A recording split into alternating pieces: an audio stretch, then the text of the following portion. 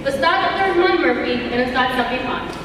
Ustad Abdurrahman is an instructor at the Salam Institute and the director of the Roots community in the Dallas-Fort Worth area. Born and raised in Chicago, Ustad Abdurrahman has a bachelor's degree in education and religious studies. He has pursued traditional Islamic studies at the scholarly level over the last decade with numerous teachers, primarily under the mentorship of Sheikh Abdul Nasir Junta. He has been serving the community in a full-time capacity in various roles, such as a youth director, Islamic studies teacher, chaplain, and imam. Joining him will be Ustad Safi Arm. Ustad Safi has served as a youth director in full capacity from 2015 in Memphis, Tennessee. He specializes in facilitating spaces of learning, socializing, and growth for teens and college students in the Muslim community. He has just joined the Roots team in the DFW area, working as a teacher for teens and young students. He is also currently studying Arabic and will join Collins Institute Seminary in the fall of 2019. Tonight, we will be focusing on overcoming stigmas with mental health. Please join me in welcoming Ustad Abdurrahman Murphy and Ustad Safi Arm.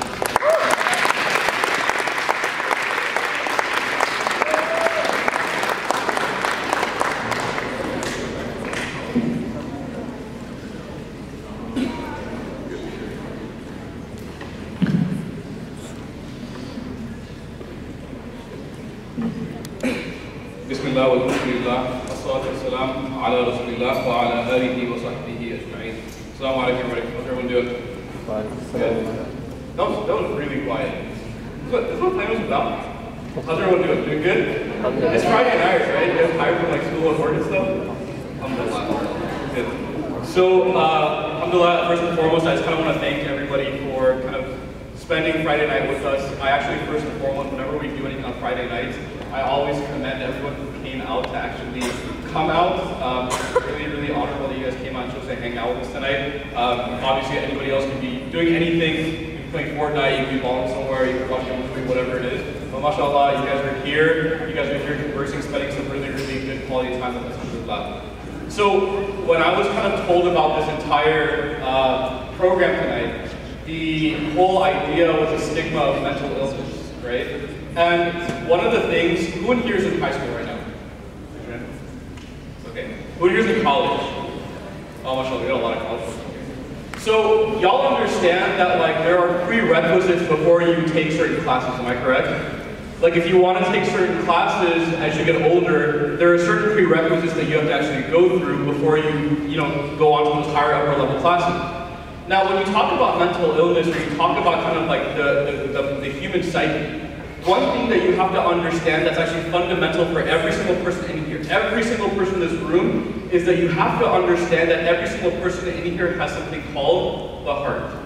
Correct? Everybody has a heart. And I'm not talking about the piece of flesh that resides within your chest. I'm talking about your spiritual heart. Okay? Your qalb. Okay? Not with the kaf. Okay, everybody calm down. With a thought. Alright? So everybody has this thing called the qalb within their chest. And the literal meaning of this thing that's within your chest, the spiritual heart, it means to actually flip. It constantly changes. It's not in this like constant state ever. Have you guys ever woken up in the morning and you feel really good? Those like days where you're just like awesome, right? You go to school, you ace a test that you barely studied for. You go home and like you have like mom and dad like has a spread ready for you waiting at home.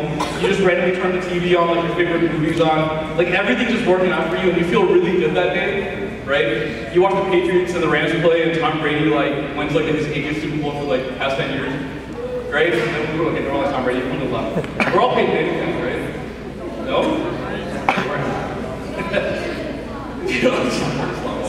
So everybody sometimes has these really good days. But the reality of the matter of fact is that sometimes the next day you'll wake up and guess how you'll feel? You'll feel down a little bit. Right? You guys ever had that in your life? You feel really good one day and the next day you don't feel as good. Why does that happen to you? It's just life, right? It's just life, it works like that sometimes.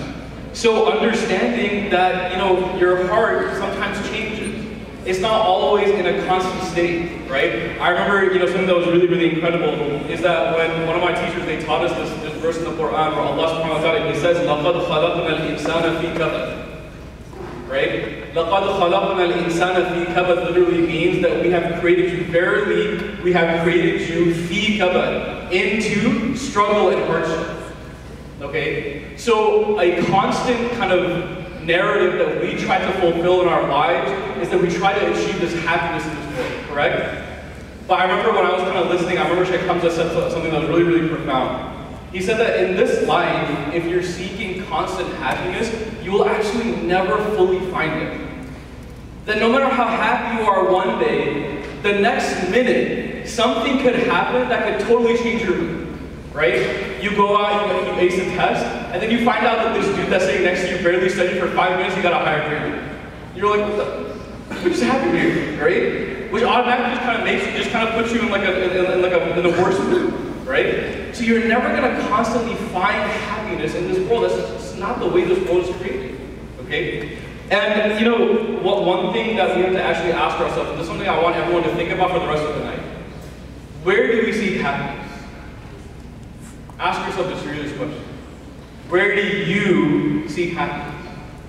Do we seek happiness, you know, from the approval of other people? Wallahi, I kid you guys not, and I'll be very real with you guys right now. I had a conversation with a high school back in Memphis, Tennessee a few months ago. And she told me literally that, you know, obviously when you post on like an IG story, right? You see like your profile picture, the icon kind of lights up and it basically shows you that you have like a story going on your Instagram. She told me that the days that she doesn't have something on her story, you see a what on your icon? There's a plus point, right? There's like a plus sign.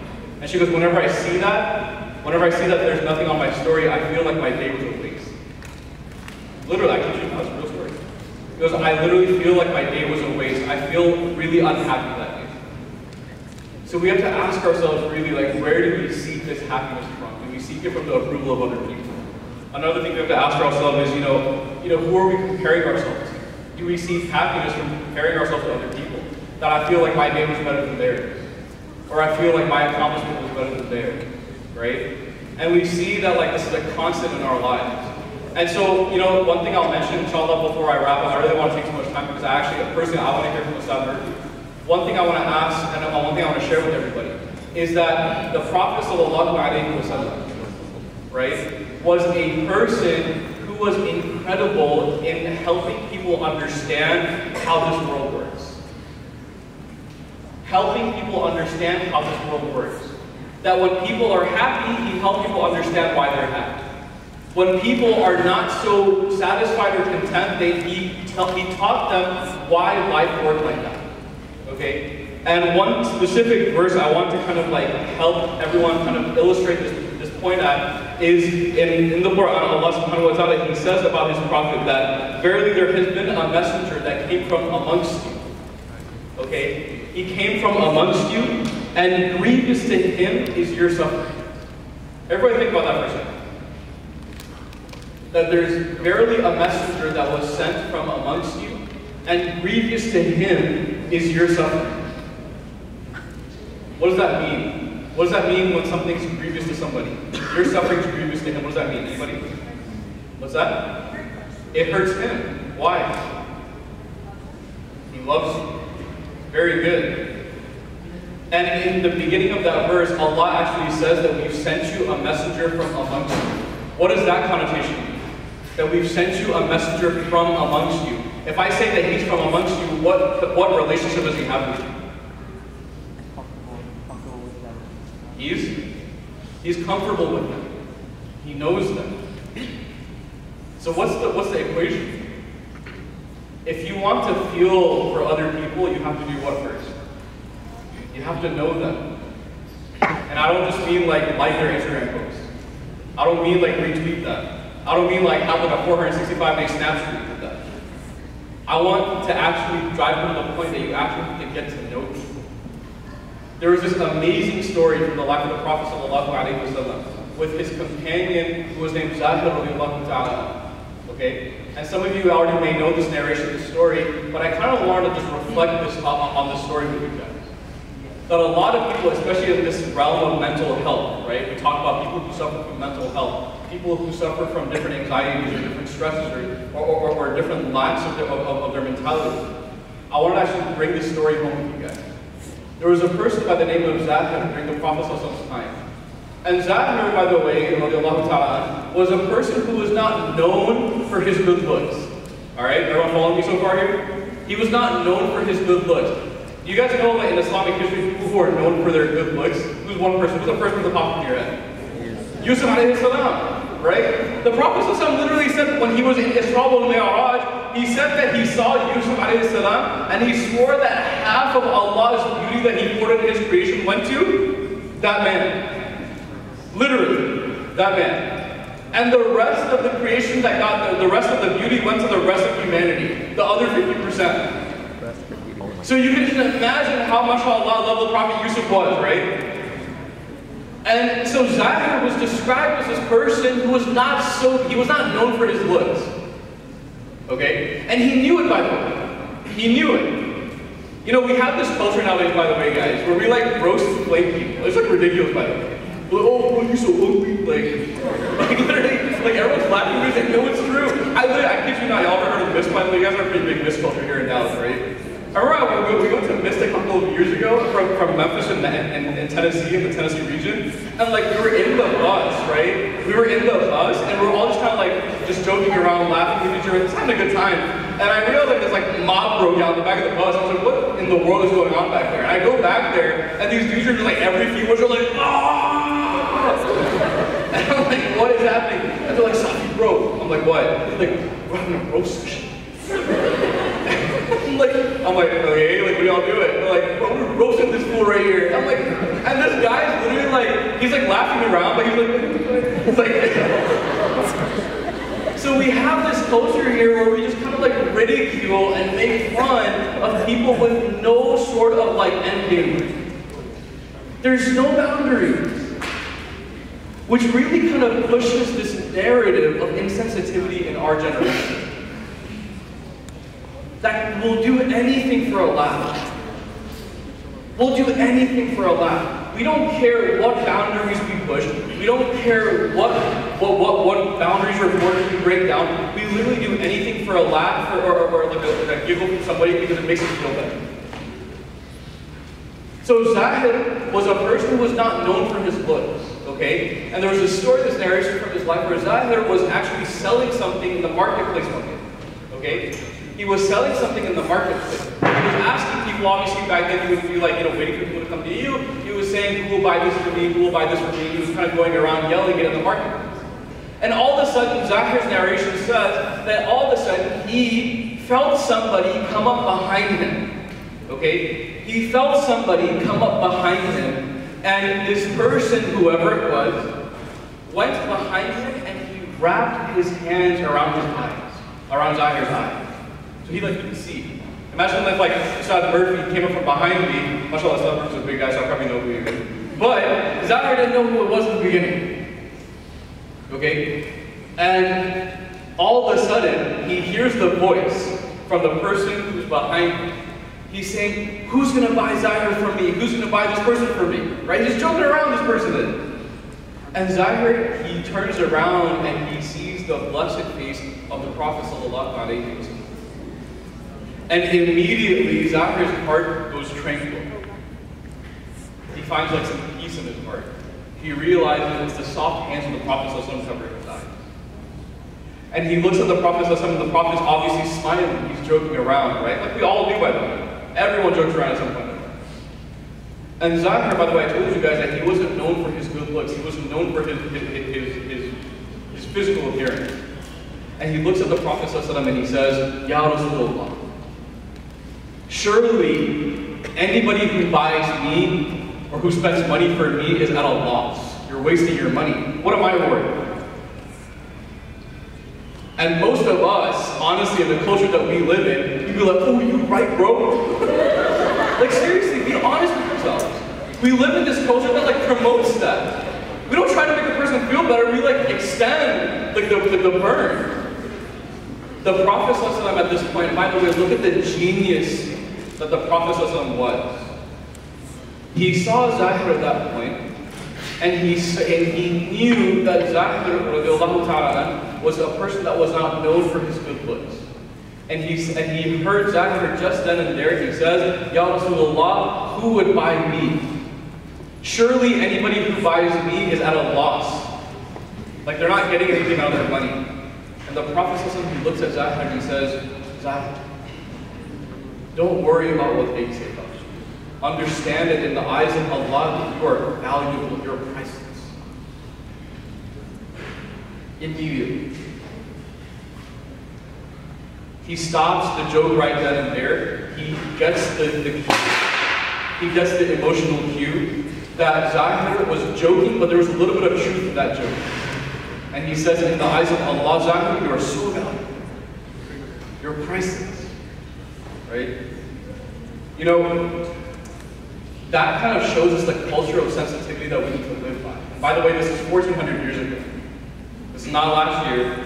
This isn't last month. This was 1,400 years ago during the time of the Prophet ﷺ. I remember, you know, and I'll end with this, I remember just this past year, I heard the most powerful, I think one of the most powerful khutbahs that I've ever heard in my life. And it was actually just in y'all's backyard. Big house for Judge, mashallah. He gave a khutbah after this kind of, this tragic accident happened in our community, in our own community, in our own Islamic community, where there was like a string of suicides in our own community. And he said the unfortunate thing that happened is that after these tragedies happened, he opened his doors up, you know, in his office to talk to anybody who's suffering from the same kind of, you know, the same sort of, you know, ailments or the same sort of kind of struggles. And he said that he was so disheartened. He was so disheartened because the people that came into his office, the number one question they asked him, they said, Ya Shaykh, Jannah or Jahannam for these people? Literally. We don't ask, you know, what can we do for that family? We don't ask, can we reach out to that family? Can we reach out to their relatives and maybe just make them some food? Can we like make them some dessert? Can we invite them over for some coffee? Can we just make them like a month or a week's worth of food so they don't have to worry about food for the rest of the week? No. What do? We ask, oh Shaykh, isn't suicide haram? That's where we are at a communal level. But when we follow the example of the Prophet ﷺ, we realize that that is the most backwards and the ultimate kind of like furthest off behavior that he ﷺ taught us from his own tradition. The Prophet ﷺ, by the way, was the same guy who literally, when he learned the death of a pet bird of a young boy, he went and sat next to him and just kind of sat with him. And by the way, this is the Prophet of Allah. This is the Prophet of Allah. You know, when a kid comes up to us and tells us, like, you know, what they're struggling with, that's like a 6 or 7 year old, and all of you guys are in like high school and college, you're like, oh, trust me, I got the M10. Like, your troubles are like right here, I'm like up here. The Prophet was a prophet of Allah, and he still had time for a young boy whose pet bird had passed away. So every single person struggles with their own set of hardships. Every single person struggles with their own set of hardships, but we have to constantly look back at the example that the Prophet set for us. We have to ask ourselves, are we sensitive human beings? Are we people at the end of the day that if a person's struggling in their life, would I be a person that person would feel comfortable going up to and saying that, listen, I'm in a troubling time in my life? Or would I be a person that person who's going through a tough time would be like, I need to stay away from it? We have to ask ourselves this really, really serious question, right? We ask Allah subhanahu wa ta'ala to allow us to be people who embody the tradition of the Prophet. We ask Allah subhanahu wa ta'ala to allow us to be of those people who literally are attractive in terms of our character towards people who struggle. We ask Allah subhanahu wa ta'ala to make us people who are very, very warm, very welcoming, very, very homely, and very, very loving towards people who are going through tough times in their life. Ameen Rabbil Alameen. Subhanakallahumma wa bihamdik wa ashhadu an la ilaha illa anta astaghfiruka wa atubu ilayk.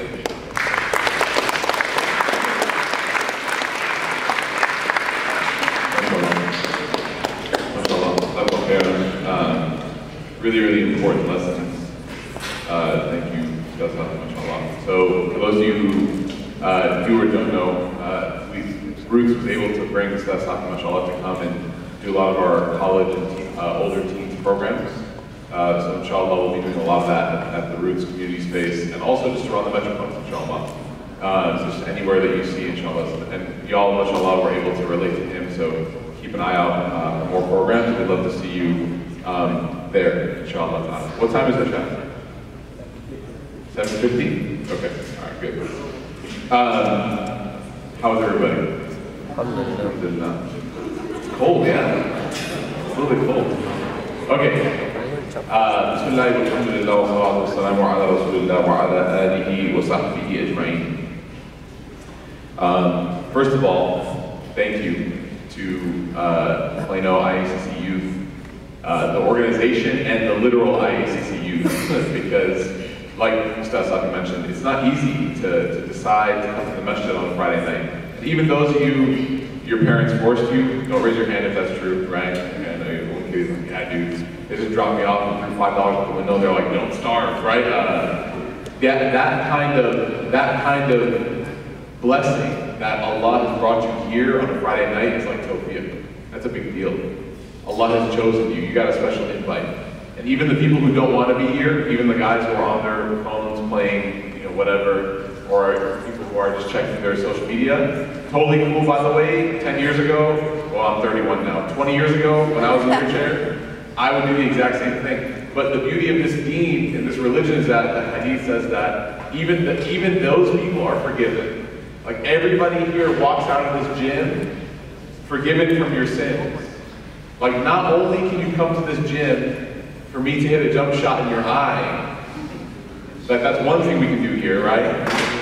But another thing, see all the brothers get a little bit proud, right? Or you're wearing dress shoes, sit down, right? Okay, so, I'm wearing sandals though, right? So okay, we're both gonna tear an ACL. Not only can you come here to play basketball or have fun or have a good time, but like when you come to these gatherings, every sin that you've ever committed gets erased. That's a big deal. Every fajr, every prayer, every mistake you've made gets erased. Why? Because you decided to live by what Allah Ta'ala wants you to do, even for a little bit. And there was a hadith where a person asked, Ya Rasulullah, what about the person in the back who like falls asleep, who doesn't care? And the Prophet ﷺ said, even this person. Right, as narrated by Allah subhanahu wa ta'ala in Hadith Qudsi, Allah Ta'ala forgives that person as the angel has. Right? So, alhamdulillah, even if you don't take a lot away, hopefully you do, you walk away tonight, inshallah, sinless. So we ask Allah to accept that. There's one thing that I wanted to tell, one story that I wanted to share, that was it. This is one of probably my favorite stories in the seerah of the life of the Prophet ﷺ. And I think it's really important to know something that Ustaz Safi mentioned, that I think is really important for you to realize. That this religion, this faith, is not outdated, and it's not irrelevant, and it's not strange. And I know that a lot of times when it comes to like religion, everyone, we're just trying to ruin your time. When it comes to religion, the dominant like conversation that people talk about is like, especially if you talk about religion and how you follow a religion, people tend to sort of like categorize that with being unintelligent. Or like, oh, you're religious? Like, wow, that's weird. Like, you read the Quran, I read Reddit. Like, wow, you know, like, that's strange. And you know, you believe, I was actually just talking to somebody earlier, and they said that, you know, they grew up in a home where the family was so distant from religion, from faith, from Allah, that the father told his son, the father was like an atheist, and told his son, in this house we worship the almighty dollar bill. Like that's what he said. I know a lot of us are like, that's weird, but how many of us act by that statement, right? So, the point being is like, religion sometimes you're like, I don't really take pride in it. Because like, you know, we gotta like bring a water bottle into the bathroom with us, and like, you know, like wash our feet and make wudu. Anyone here ever been busted washing your feet in the public restrooms? Yeah, you know what's funny? I used to be embarrassed about it. Like when I was younger, I'd be washing my feet and they're like, what are you doing? I'm like, nothing, right? Like, now, because you get to a certain point in life where you just don't care what people think about you anymore, right? So now when you wash my feet, they're like, what are you doing? I'm like, what are you doing? And they're like, I don't know. And I'm like, exactly, I'm washing my feet, what are you doing, right? And they're like, I'm gonna leave now. I'm like, yeah, leave. Like, I like don't care anymore. People are like, what are you doing? I'm like, I'm washing my foot. What does it look like I'm doing? I'm saying I'm washing it. Like, what are you So I'm like, here's a load that use it next time. So the point being is that when it comes to religion, like you have to have a sense of confidence in your faith. You have to understand, and when you hear stories of the Prophet ﷺ, now we talk about, for example, sensitivity when it comes to mental health, because everyone's dealing with something. Everyone's dealing with something. Maybe some of us, it's clinical. Maybe we've had the blessing of being able to see a psychologist or a psychiatrist. We've gotten, whether it's a diagnosis or something clinical, and they say, yeah, this is what you take, this is what you have, therapy, maybe some medication, and we know. But some of us, maybe we haven't taken that step where we've gone to see someone, a professional, that can tell us that we maybe are struggling with something for the time being, or we are living with something for the time being, right? And so the message from the Prophet ﷺ of being gentle with people was so powerful, because before it was on Tumblr and Twitter, it came out of the lips of the Prophet ﷺ. Before the idea of being sensitive was like cool, it was in, because like people are tweeting it, and they're like, be nice to people because everyone's struggling, and everyone's like, yeah, I'm struggling, retweet, right? Before that was cool, the Prophet ﷺ said, Inna Allah rafiqun yuhibbul. Allah is gentle and kind, and He loves gentleness and kindness. Like our messenger was saying this stuff 1400 years ago. He was telling us to be nice to people before it was cool, right? People would be making fun of other companions, and he would, just like Safi said, he would like hype them up. Instead of joining in on the roast session, he would hype them up. Abdullah ibn Mas'ud was climbing a tree one time. He had very skinny legs. So as he was climbing a tree, his izar, his lungi, right? It's a lungi basically, right?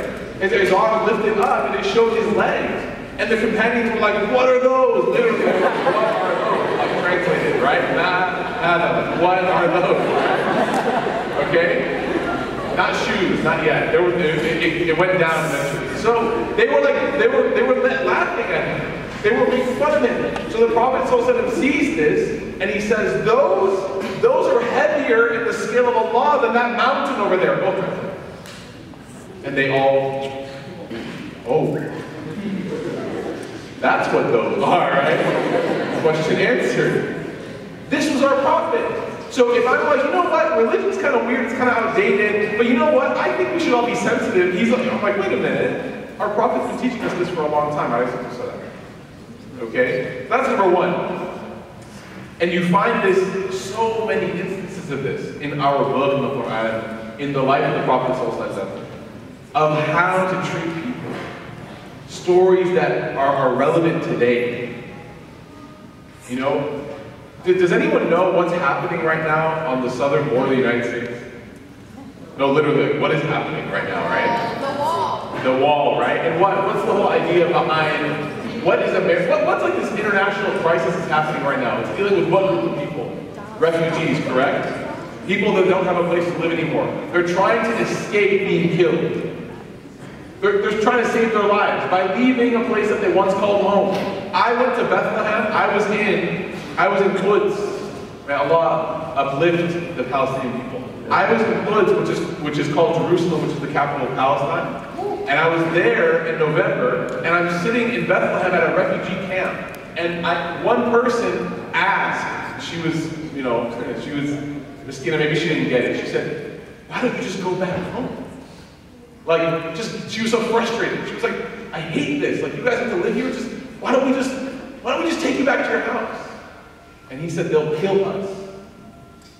And he was so real about it. It was the first time that a group of Americans had heard, like, we are trying to escape death. And what was the hijrah of the Prophet ﷺ? What was the migration from Mecca to Medina? Y'all seen The Message? Anyone spent 18 hours of their life watching The Message? You guys know what The Message is? Yeah. Man, The Message is like, it's a 4-hour movie on the life of the Prophet ﷺ. Back in the day we had VHS. You guys know what VHS are? You say yes. Oh my God. Y'all don't even know what DVDs are. Like, you're like, what is it? What are all these letters, right? You just know why UTVE, like, right? You can't watch The Message on TikTok. Like, it's not long enough. 4 hours. So they used to have it on 2 tapes. And we understand the migration as like a theatrical thing, or like, oh yeah, they just moved to Medina. Why? Because the property was nice. No, they were being killed. The night when the Prophet ﷺ left, there was over 100 people standing outside his house with daggers ready to kill him. So we're talking about the refugee crisis of 2018, 2019, and before, and we realize that our religion has dealt with this as well. If we just learn a little bit, it gives us those answers. So when it comes to what to do as a friend, when you or someone you know is in a state where they're mentally being challenged, they're not as well as they usually are. There's something going on. We learn from the life of the Prophet ﷺ. Because even though the Prophet ﷺ was never clinically diagnosed, and even though Allah subhanahu wa ta'ala protected him, he still felt emotions. He still cried tears. He lost his son. You know the story of him losing his son? I can't even talk about it because I have a son now. Back before I had a son, I could narrate it. Now I can't because it's too real. It's too real. But all you need to know about the moments that he lost his son is that his son was still alive when he was holding him, and then he passed away. He heard him gasping for air. 18 months. You know, kids get really cute. Like they're always cute, but they get cuter and cuter and cuter, and then they peak around your age, and then it's just downhill. I'm just kidding. But they get adorable, and 18 months, my son Musa just turned 24 months. I can't imagine, that's 2 years for those of you, right? Math skills, right? I can't imagine the Prophet ﷺ losing his son at 18 months. That's losing Musa in October. I can't think about it. So he dealt with things. The first revelation of Quran was heavy on him. Iqra, it was heavy. It wasn't a unicorn coming down, here's the Quran, right? Like Jibril's like, high five. Like that's not what it was. It was heavy. You know why he was there in the first place? He was there in the first place because he was kind of stressed out. He was kind of concerned. About what? About his city. He's like, I see women being abused. I see children being killed because they're girls. That's the only reason why they're being killed. I see business people coming from Yemen and being abused. They have their goods stolen, and then I'm seeing injustice left and right. Anyone here woke? The Prophet ﷺ was awake before you were. He was thinking about these things. It bothered him. See, we like to think that we're woke, but then we go to sleep. And we think, you know what, like, oh yeah, alhamdulillah, Nahari was good, it was banging, right? Tomorrow morning I'm going to have some parathas, I'm good. The Prophet ﷺ was so bothered by stuff in his society, he couldn't hang out with his friends for a while. He couldn't just enjoy life. He was from a noble family. He couldn't just chill. It wasn't scrolling past something. Humanitarian crisis in Yemen. Oh, that sucks. Oh, may Allah help him. That's not how he lived. He went to the cave and thought and prayed and begged. Tahannum means like to think.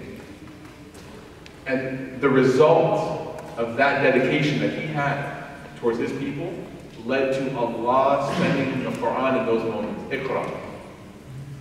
And that moment was very challenging for him. He didn't know what was going on. There was no pre-warning.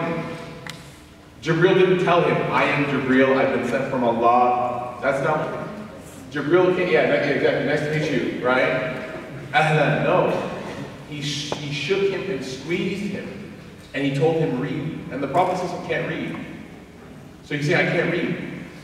And Jibril squeezed him and said, Iqra, read. And he says, Ma'an bi qari. And by the way, it wasn't like a squeeze like Eid Mubarak, like, he said he squeezed me until I thought my soul was going to leave my body.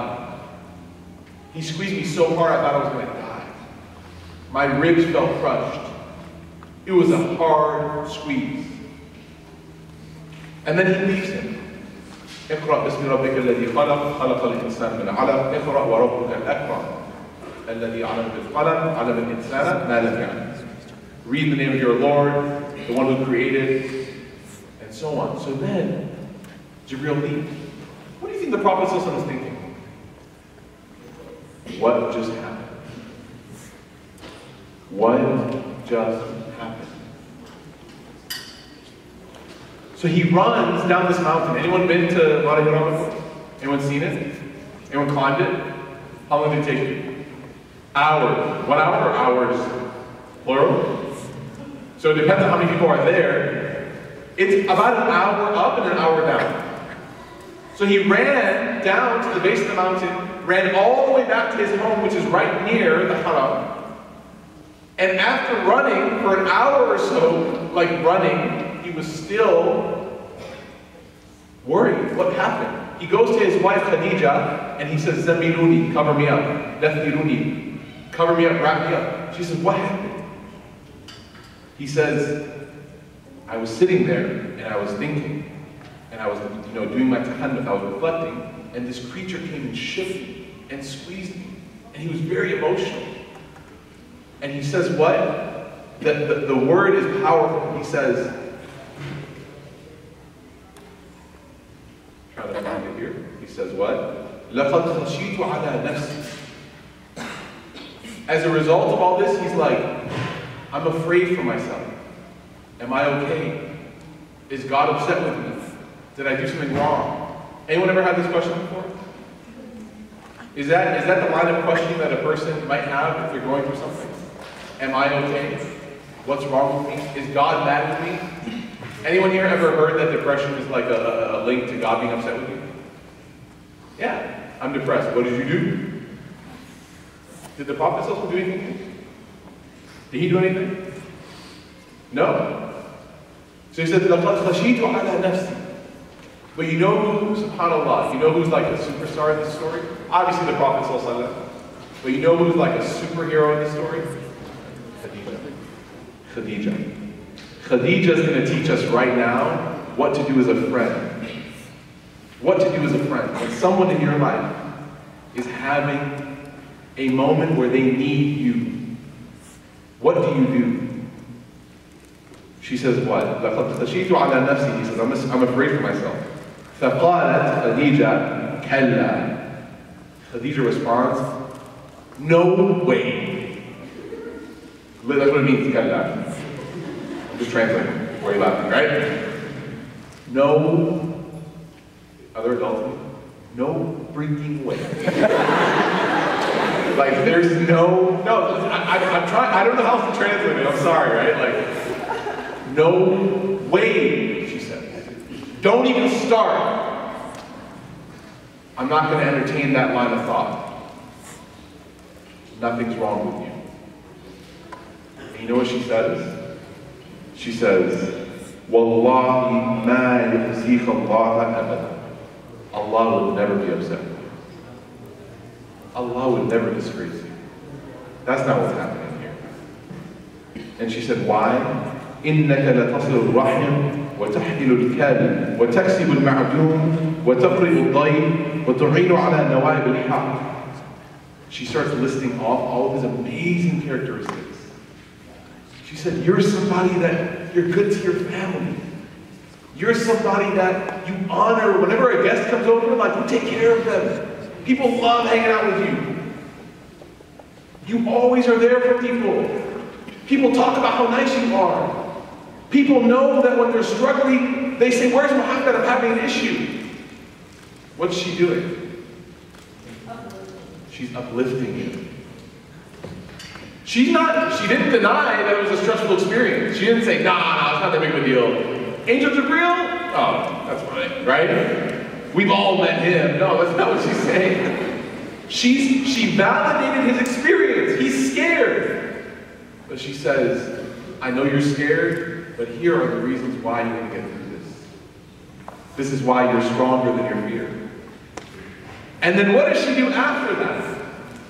She does something very powerful. So what can you do as a friend? You can uplift your friend. And then you know what she does? The hadith continues. She says, فَانْطَلَقَتْ بِهِ خَدِيجَةٌ حَتَّى أَتَتْ بِهِ وَرَقَةٍ نَوْمٍ. And she kept doing that to him. She kept praising him and comforting him. And she stayed with him. She was with him. She didn't leave his side until she took him to Waraqah bin Nawfal, who's what? The professional. The trained professional. He's the scholar. He's the one that can help Muhammad sallallahu alayhi wa sallam figure out what's going on. This story is powerful. And Waraqah becomes the therapist of the Prophet sallallahu alayhi wa sallam. Oh, I know exactly what you're going through. This has happened before. We read about this. There were prophets like you before you who met this same angel, got the same message. You're in for a very powerful life. If I were younger, I would serve you. He becomes his therapist. The Prophet ﷺ walks away from that therapy session confident, healed, relieved. Doesn't fix everything, but it gives him enough to keep going. Khadija teaches us a very powerful lesson. We can put ourselves in her shoes. Your friend is going through something difficult. Your job is not to deny the reality. I got you. It's not to deny the reality. It's not to make light of it. And it's not to say, oh, don't worry, it's not a big deal. Because that's not what they need to hear. And I know sometimes, we all feel kind of awkward sometimes when people come to us and say, I'm feeling something, we don't know what to say. So you try to come up with the perfect answer, right? You guys know what I'm talking about? Someone's like, I'm going through this problem with my parents, they just don't get it. I slammed my door, it fell off, I don't know what to do, right? Yeah. I'm making it lighthearted because I don't want to be real, but there's more real problems in this, right? I mean, alhamdulillah, a lot of us have gone through it, and a lot of us have experience with it. So, in that scenario, you're like, I need the perfect answer now, otherwise I'm a failure as a friend, I've shamed my family and the goat and everything. And if I don't have the perfect answer now, I mean, my position as like an imam, when people ask me questions, I feel that pressure all the time. I need to give this person the perfect answer that will untangle their entire life. Their heart will become free. And I was sitting with one of my master's advisors for my mental health degree, and he said, Abdurrahman, there's no such thing as the perfect answer. It doesn't exist. Don't look for it. I said, what do you mean? He goes, just be with them. Process with them. The answer is in the process. Trust the process. Khadija was with the Prophet ﷺ. She didn't even address the Quran that was revealed or what happened. She was like, I don't know about that. We'll figure that out later with a professional.